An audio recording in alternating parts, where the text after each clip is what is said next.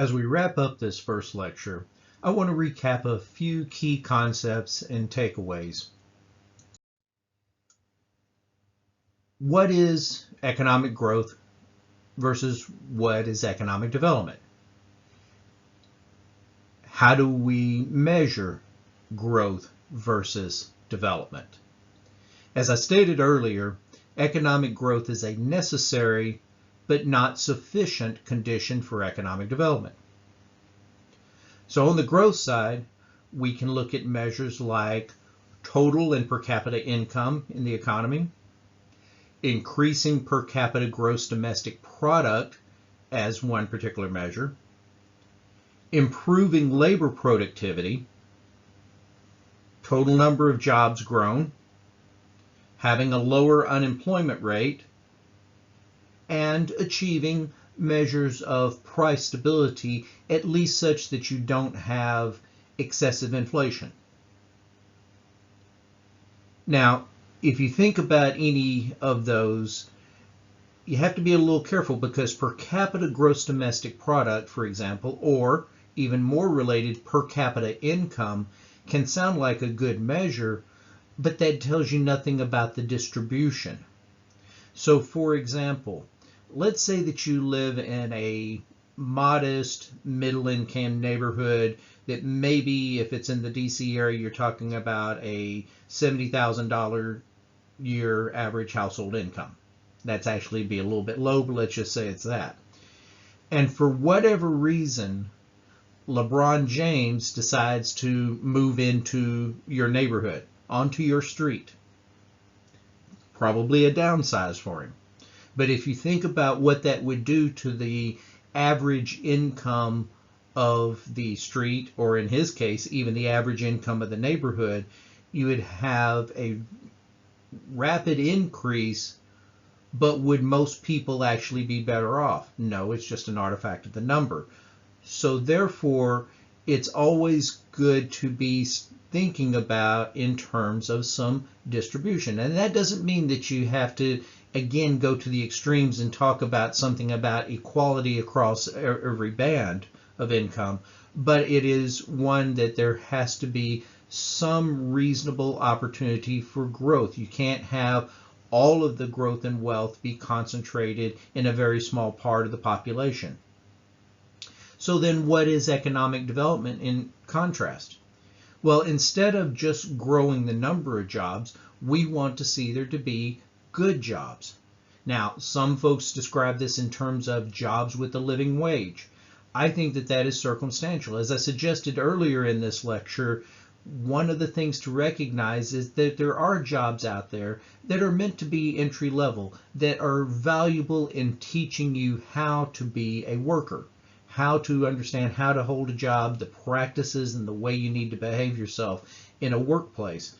It is not necessarily those jobs the kind of thing that you want to go into and spend the next 30 years doing. For example, for young people for many years, fast food has been the basic starting job.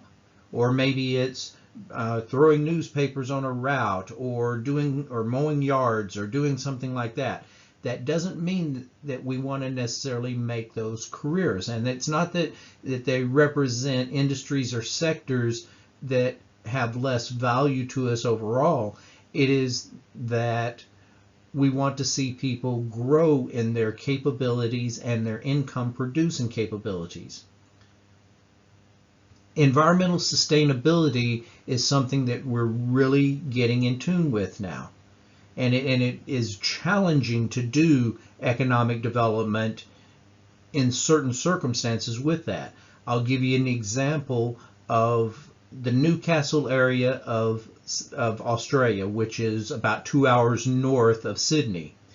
You have the Port of Newcastle, which is still the world's largest by volume exporter of coal. Yet Australia, because they are environmentally more sensitive, have said we want to get away from carbon industries and the production of carbon-based industries. Now, they're not trying to do it overnight, but then you have to think about, economic development is managing that successful transition into a lower carbon future.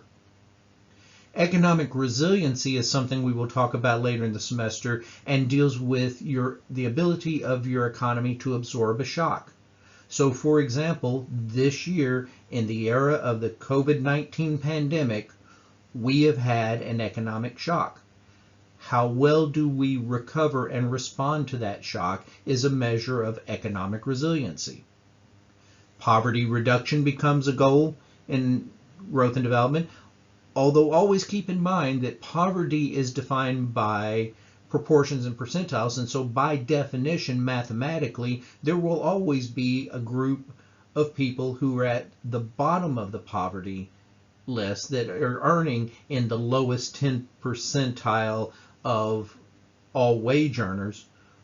But what we want to have is to where those folks have a standard of living that is livable, healthy, and allows them to have the opportunities for moving up the economic ladder. And that doesn't mean that it's given away to them.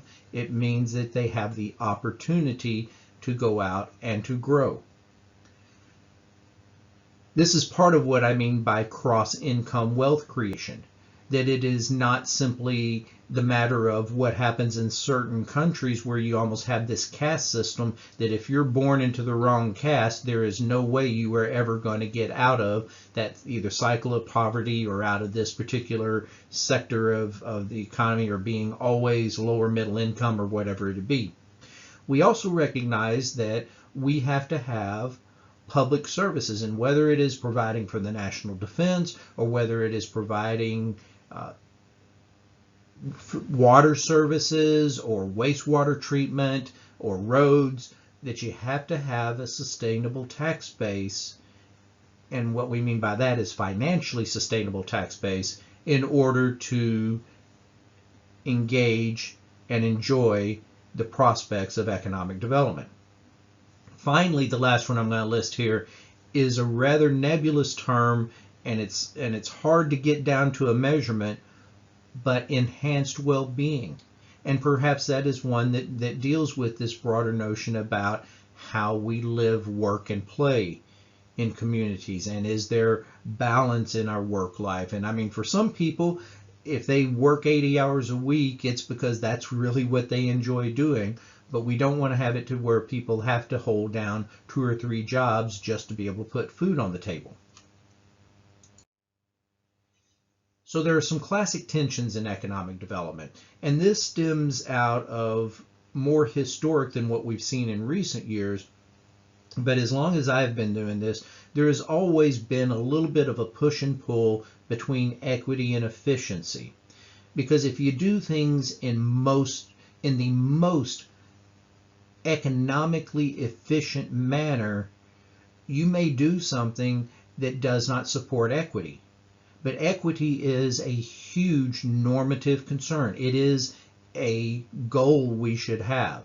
And so remember that you sometimes have to set aside the pure economic measures of efficiency in order to balance. Yes, you want it to be relatively efficient, but you also want to make sure that in achieving that efficiency, you do not have to lose opportunities for equity. And there's also the issue of people versus place. So when you're investing in things, are you investing in people? Or are you investing in structures, for example? And we might argue that particularly pre-pandemic, when unemployment rates were very low and we had many industries that were wanting for workers, that you very much say invest in people before you invest in place. So if you take, for example, of this, are you better adding another lane of highway or investing in a school system so that every child has maybe a laptop or has access to broadband, those kind of issues? Which do you focus on? So what we know is that economic development, as suggested earlier, is quite complicated. There's no single model There's no particular strategic process, and there is no certain one set of actions that you can cobble together that are going to ensure that you achieve local economic development.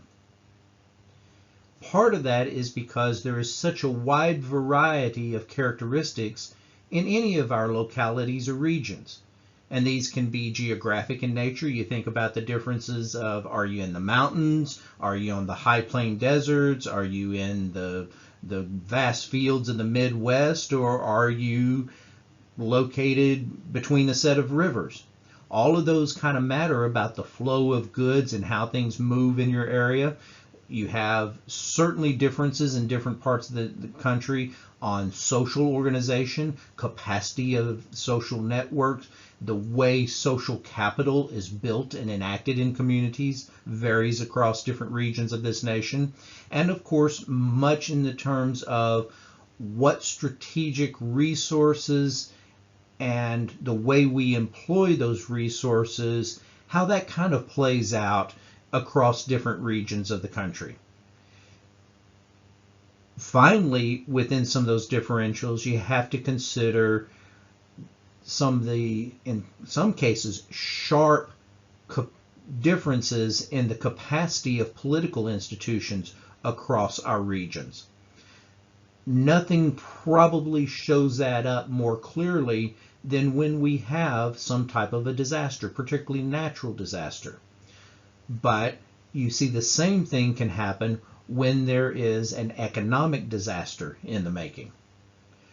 So what we have is this very much heterogeneous set of circumstances that apply across all of our regions in the nation, and with different characteristics and problems and challenges affecting those regions in somewhat different ways.